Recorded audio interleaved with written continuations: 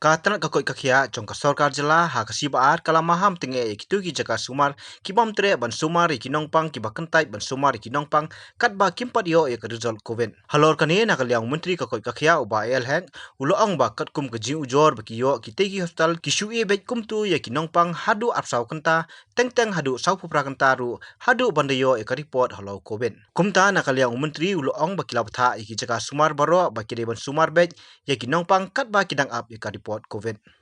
ilo omru begini bagi hapo ke hospital balada don manu no kinampang balai chiki hospital ada ke private lade ke government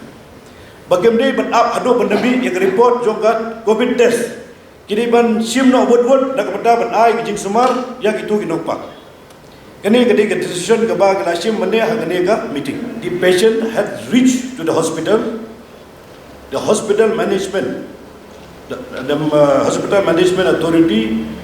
instead of taking the patient for the treatment, they are waiting till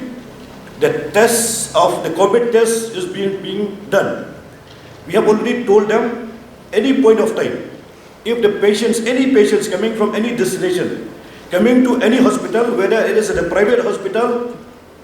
or in the government hospital, we cannot deny any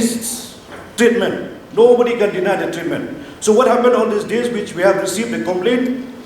when they have brought the patient to the hospital it has to be lying there for 24 hours, 48 hours because they are waiting for the COVID test to be result to be come out. So by the time the health of the patient it has been deteriorating